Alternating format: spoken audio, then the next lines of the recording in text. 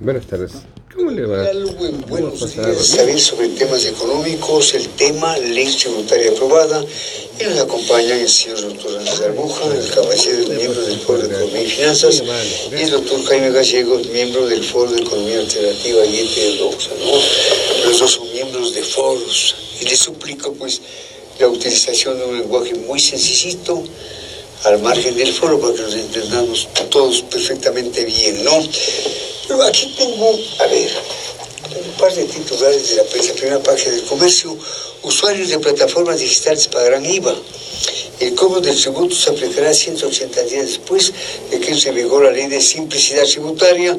El Ejecutivo debe emitir un reglamento. En primera página de La Hora: reforma elimina IVA e ICE para 20 ítems económicos y sociales. Temas que me resultan difíciles, pero que les pido que ustedes expliquen de forma muy apretada, muy breve, de qué estamos hablando. Por favor, Jaime. Bueno, porque tengo esas preguntas, desde luego, tengo esas preguntas. Buenos días a sus excelentes radioescuchas, que son fieles. Estaba viendo las estadísticas de comunicación. Gracias por la invitación, gracias a Andrés, que nos hemos topado en otros foros también, hemos conversado. Bueno, de forma muy apretada, ¿no? ¿Qué significa esto que acabamos de leer? Mire, Diego, yo lo que digo, esta ley viene a sustituir, ¿no es cierto?, a la famosa ley anterior que no se aprobó en la Asamblea, ¿no es cierto? Una ley que no tenía esa ley que no se aprobó en la Asamblea, sino yo decía, un espacio de gobernabilidad que rebasa los límites, ¿no?, de lo que es la constitucionalidad y el Estado de Derecho. Yo creo que por ahí los asambleístas dijeron, esto no puede pasar. Y no solo porque era un mamotreto donde se mezclaron 1.000.000 cosas. 800 tipos, ¿no? Se mezclaron 1.000.000 cosas. Veo que ahora, por eso incluso la ley está más simplificada. Sí. Su nombre mismo lo dice, ¿no es cierto? Ya, vamos a temas más concretos. Esto es una reforma tributaria novedosa. ¿En qué sentido? Que lo que se reclamaba anteriormente, que tenía que haber una especie de estabilidad en cuanto a las reglas de juego tributarias para el Ecuador. Volvemos a caer de nuevo en otra reforma. ¿Cuáles son las reglas de juego de esta reforma? Evidentemente hay cosas que hay que decirlo, hay cosas buenas, como por ejemplo esto, ¿no es cierto?, de exonerar IVA a algunas cosas, o el perdón de las deudas de, qué sé yo, de los estudiantes. Sí. Está bien, pero eso no necesita una ley, Diego, no necesita. Con un decreto ejecutivo es suficiente. ¿Por qué tenemos que meter esas cosas en la ley? Necesita una ley. Una ley, es más, usted acaba de leer lo de los negocios digitales. En el mundo, ¿no?, se está pensando cómo gravar a los negocios digitales en el mundo. Pero esta ley le dice a usted que debe grabar, pero el legislador, yo hoy he escuchado esta mañana las noticias justamente de Radiovisión, donde se decía como noticia, ¿no es cierto?, que el legislador, el que va a regular cuánto, cómo, dónde y por qué, va a ser el Ejecutivo. Y entonces, ¿el Legislativo para qué está haciendo? Está aprobándole una ley general para que el Ejecutivo marque las reglas de juego específicas. Eso no está bien, porque el legislador es la Asamblea, no es el gobierno. Fíjese, en los negocios digitales, ¿cuánto nos van a cobrar? ¿Cuándo nos van a cobrar? Dice 180 días. 180 días es un retraso impresionante. No que hay apuro en la liquidez fiscal de tener recursos. Entonces, ¿cómo funciona esto? Estamos entrando en contradicción. Lo que le estoy diciendo es que como el gobierno, digamos así, no hay otra expresión, voy a hacer a los Ramiro Rivera, que acaba de salir muy directo en sus apreciaciones. El gobierno metió la pata. Con el 883 metió la pata. Como no sabe salir de ese entuerto, metió la ley que volvió a meter la pata. Entonces ahora... ¿Ya está sacando la pata? Ahora está tratando de mejorar, pero primero es muy tarde. Se está acabando el espacio de gobernabilidad que ha tenido este gobierno. Entonces, y además todos los analistas que yo he visto, todos, de todos los colores políticos incluso, que dicen esto. Esto es un parchecito pequeño. Porque además se dice que se va a recaudar, digamos que 600 millones de dólares. Dudo mucho, muchos dudan aquello. Entonces, ¿para qué hacemos una tremenda ley de nuevo? Para no recaudar nada. Diego, por favor. El doctor Gallegos, doctor Albuja, usted coincide con el punto de vista de Jaime, que me parece un poco tremendista, con el mayor respeto, porque yo no soy economista, pero parece que vemos el panorama con un ánimo demasiado pesaroso. ¿Qué piensa usted? La mínima inquietud sobre los titulares de La Hora y El Comercio. Bienvenido. Jaime, mi mayor respeto para usted. Muchas gracias, Diego. Buenos días, Diego, Jaime, a toda la ciudadanía que nos sintoniza. Trato de ser siempre muy equilibrado y objetivo en los análisis. A ver, vamos de manera muy puntual. Este proyecto de ley nace del fracaso del anterior proyecto de ley por ser una afanesca de mezclar todo tipo de leyes, como 30 cuerpos legales, en donde la ciudadanía incluso de manera tendenciosa se le trataba de vender una idea, por ejemplo, temas densos, y que he visto que se ha invitado al vicepresidente Sonnenholzner, y quien hablaba que era muy importante para fortalecer, para proteger la dolarización. No, la dolarización 20 años se ha sostenido incluso con los gobiernos más mediocres. Existe suficiente masa monetaria y eso no está en discusión. No se le puede mentir al pueblo, y perdón que sea tan directo, pero prefiero ser muy directo. Que no se le mienta al pueblo. La dolarización existe, subsiste, seguirá existiendo y no está en tela de duda. Que la dolarización es inmortal, ¿no? Alguien dijo tiene alta popularidad, ha sido quien ha tenido más alta popularidad en los últimos 20 años, la dolarización, con una aceptación de casi el 90% de la población. ¿Sí? Bueno, ahora puntualmente con estos temas de la ley de simplicidad tributaria, en lo que coincido con Jaime, son medidas parche, ¿no?, que no ayudan a solucionar problemas estructurales de la economía ecuatoriana. Tenemos una proforma presupuestaria del año 2020 con déficit que bordea los 8.000, 9.000 millones de dólares, y que no se transparentan las cuentas. Se observa por parte del legislativo que esos 2.000 millones de dólares en el tema de monetización de activos del Estado se lo debe mitigar, porque es muy probable que no se cumpla.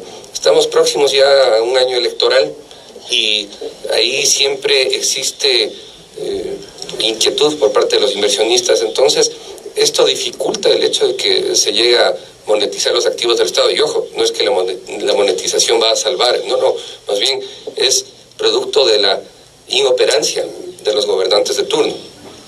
Con respecto a los planteamientos de remisiones, por ejemplo, con banca pública, remisiones en intereses, multas, recargos para créditos educativos, bueno, todo esto está contemplando esta ley de simplicidad tributaria. Es positivo que se transparente cierta prestación de servicios digitales. Sí, se debe crear una cultura tributaria. Aquí existe la cultura de elevación, más bien, a todo nivel, desde el más alto nivel hasta el más bajo nivel. Entonces debemos ser sensatos, pero en sumatoria esto no significaría más de 600 millones de dólares, que es el 0.6% del Producto Interno Bruto. Es mínimo, ¿no? Entonces, yo le resumo eso. No es suficiente, debemos enfocarnos en problemas de fondo. Más pierde el país por corrupción, sigue siendo titular de primera plana, y me da mucha pena ver en el día a día la Comisión Anticorrupción. Está haciendo valiosos esfuerzos, pero leyes para justamente castigar a la corrupción, eso no se ve. Debemos ser mucho más rígidos para poder crear conciencia social. El doctor Jaime Andrés Albuja, miembro del Foro de Economía y Finanzas. El tema de esta mañana, respuestas puntuales son tan gentiles. Ley tributaria aprobada. Isabel.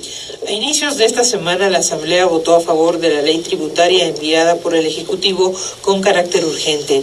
83 legisladores la respaldaron y ahora pasa del veto ejecutivo, que con toda seguridad lo hará inmediatamente para que entre en vigencia este mismo mes. Hay diferentes criterios sobre los aportes de la nueva ley a la estabilidad económica del país. Gracias, Isabel. Doctor Gallego, doctor Albuja, Jaime y Andrés. ¿Están de acuerdo con el gobierno y su banca de asambleístas que aseguran que la ley tributaria no afectará a los que menos tienen? A ver, Jaime y Andrés. Es que, veamos, yo digo, a lo mejor no afecta a los que menos tienen, porque el que menos tiene no consume a lo mejor Netflix. Dar a los que consuman Netflix, por ejemplo. Ellos van a tener que pagar el impuesto.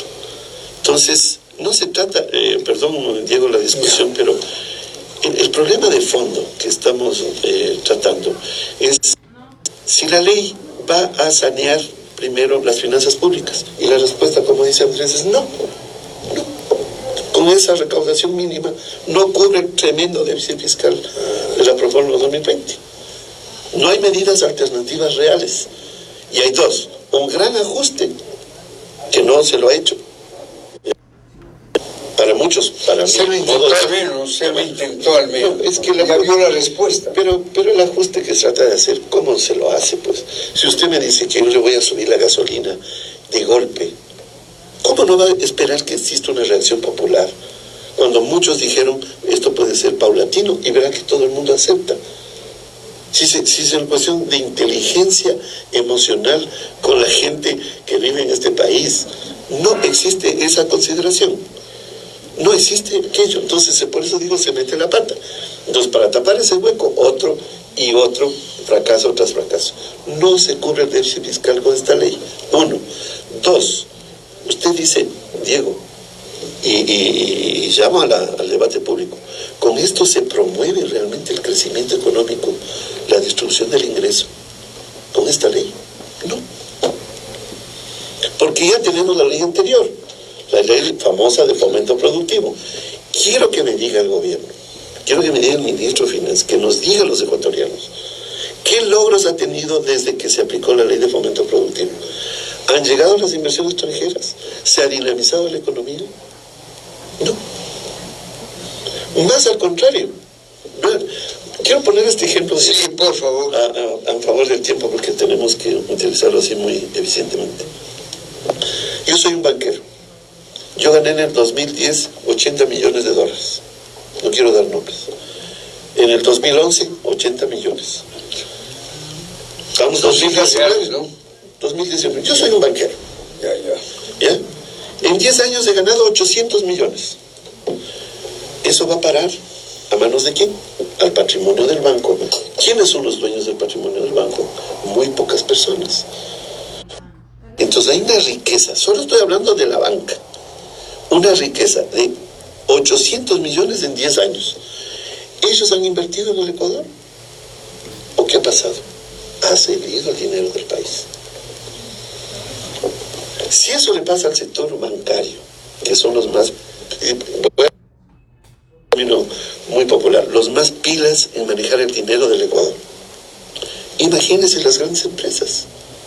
No reinvierten en el Ecuador, el dinero se va afuera. ¿Cuál es el problema? Que sí puede poner en peligro la dolarización. Yo también digo, es un sistema estable, muy aceptado.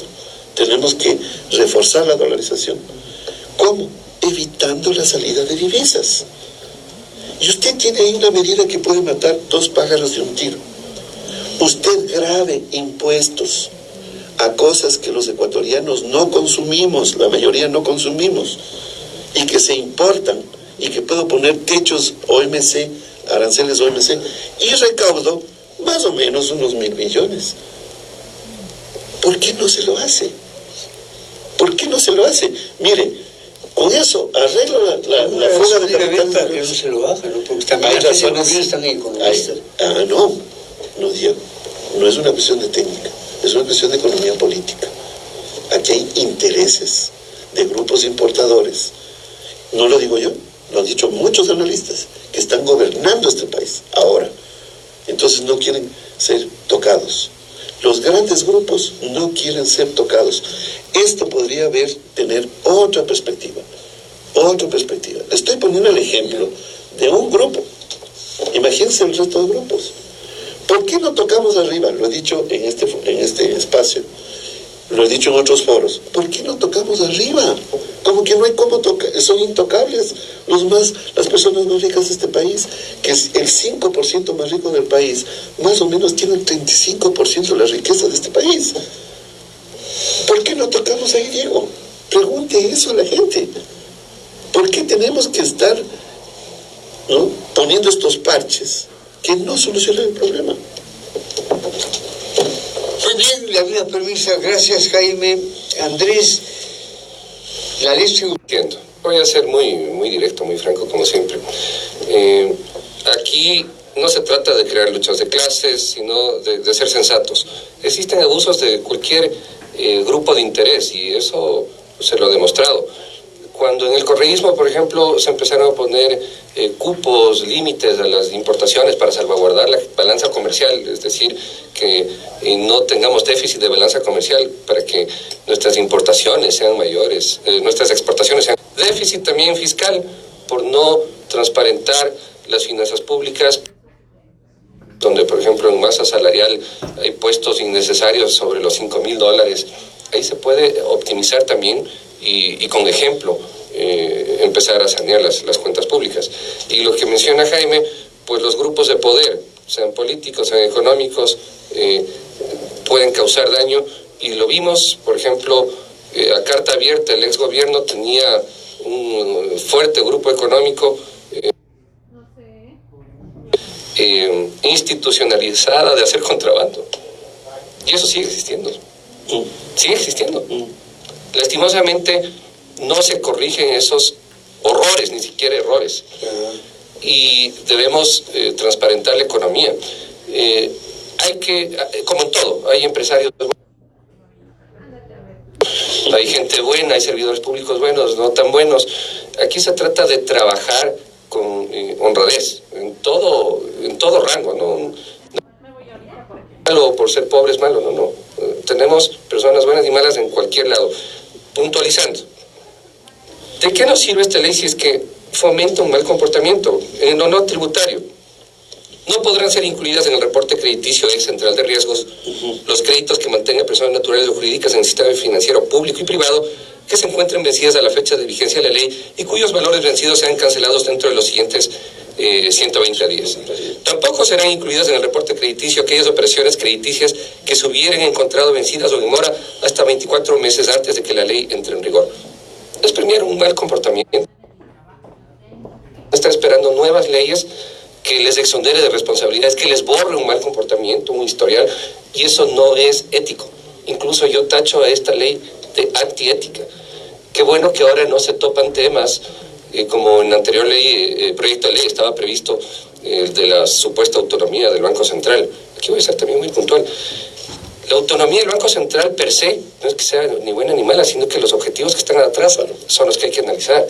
Lo único que están persiguiendo, y se da muestras de eso, es sostenerse y satisfacer sus compromisos políticos.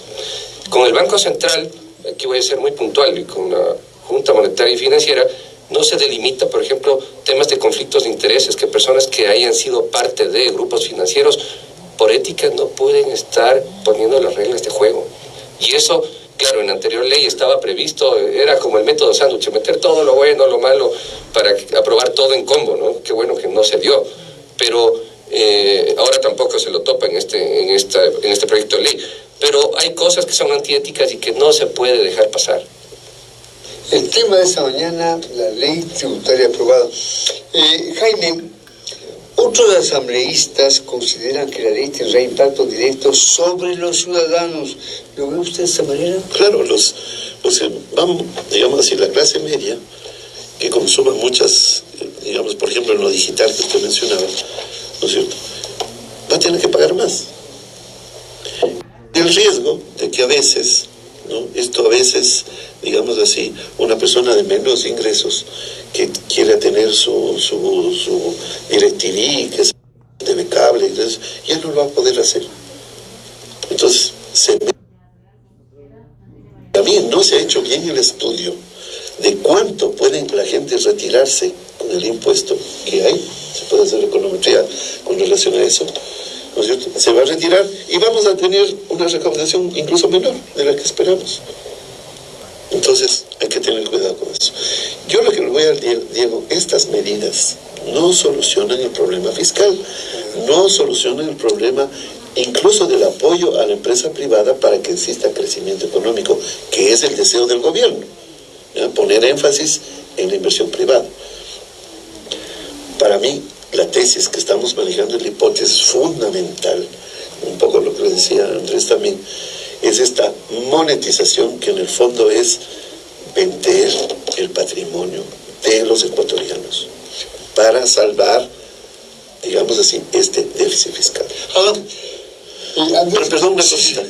Vea, dice, yo no, estoy casi totalmente de acuerdo, digamos, con lo que dice Andrés acá, ¿no es cierto? A mí me dice usted que soy radical. Esto es antiético, es antiético. Yo lo que les digo es una recomendación inspirada en la más absoluta buena fe, buscar también flancos positivos. Pero es que tenemos una especie de pesimismo. Pero Diego, es que tenemos alternativas. Lo que dice Andrés es, por ejemplo, la subfacturación. ¿Por qué no se transparentan las cuentas de lo que importamos y que la gente no paga impuesto a lo que debería ser? ¿Por qué no? En subfacturación se ha calculado, el Ministerio de Economía y Finanzas, cuando tenía Carlos de la Torre, era un dato, $800 millones de subfacturación. ¿Por qué no le ponemos énfasis ahí? Preguntemos, ecuatorianos, ¿por qué no vamos allá? Ya, no queremos tocar a los más ricos que pagan más impuesto a la renta, por ejemplo. Distorsiona la economía. Nosotros hemos propuesto bajar el IVA y que va a aumentar la recaudación fiscal, algo que estamos de acuerdo con el otro foro. Fíjese, hay otras medidas alternativas que se pueden hacer, pero no las discutimos, porque el gobierno hace oídos sordos a cosas que se deben hacer. ¿Por qué? Usted pregunta ¿por qué? Porque hay un juego de intereses, clarísimo. Entonces, mientras esos intereses estén gobernando, no se va a poder hacer las alternativas deseables. Entonces, doctor Arbuja, comente este aspecto positivo que tendría la ley. Aportarán más los que más tienen. Ya. A ver, de manera muy puntual. Sí hay temas positivos, pero nunca hay que perder la objetividad. Hacer un balance, ¿no? Un balance. Sí, un balance general. Y a eso voy. Sí, o sea, por ejemplo, la exoneración de impuestos. Solamente en los aspectos negativos. Claro. Sí. Exoneración de impuestos para insumos médicos, temas de personas que se beneficiarán, personas que tienen enfermedades como diabetes, etcétera, ¿no? Es positivo, tiene atrás un tinte social, por supuesto. Sin embargo, si vemos que se aprovecha en el SAN negativas como las remisiones, multas, recargos, intereses con la banca pública a sujetos de crédito que tienen mal comportamiento, mal historial, pero que tienen, ¿qué puedo decir? Tienen relación política, ¿sí? Eso es irresponsable, eso es lo que yo critico. O sea, los puntos en los que por vender en global un proyecto de ley, que si es que se ha puesto de acuerdo, el hecho de que se pongan de acuerdo y que exista gobernabilidad es positivo, pero sería bueno votar artículo por artículo para eliminar lo negativo. Yo en eso soy tal vez más exigente como ciudadano. Y eso es lo positivo, tratar de concientizar. Aquí estamos para concientizar, para transmitir a las personas temas que no son fáciles de entender y que sean más amigables para el entendimiento. Entonces, por ejemplo, analicen los impactos positivos que se puede tener sobre las provincias de Esmeraldas y Manabí, a las que les conceden remisión de su deuda tributaria. Pero eso está bien, frente a lo que pasaron, es lo mínimo que se puede esperar. Pero estoy de acuerdo con lo que dice Andrés, estoy de acuerdo. Esto no necesariamente tiene que pasar por una ley. Un decreto, incluso ministerial. ¿Por qué le para dorar la píldora? ¿Por qué hacemos eso? Usted sabe cómo yo siempre coincido con su... Claro, aunque yo no soy economista, pero es... No tiene la misma actitud que tenía, por ejemplo, frente al gobierno. Eso es evidente. No, pero Diego, no personalicemos el análisis, pero nosotros hemos sido muy críticos con el gobierno de Rafael Correa cuando le elegimos en este mismo medio. Personalmente le decíamos tarde al periodo, porque Sí, no siempre vamos a eso hacer del petróleo alto. Tenemos que hacer un fondo, no haber hecho las consecuencias de aquello. justamente lo que estamos viviendo es el anterior. Ahí se nos va a seguir hasta las 11 del día.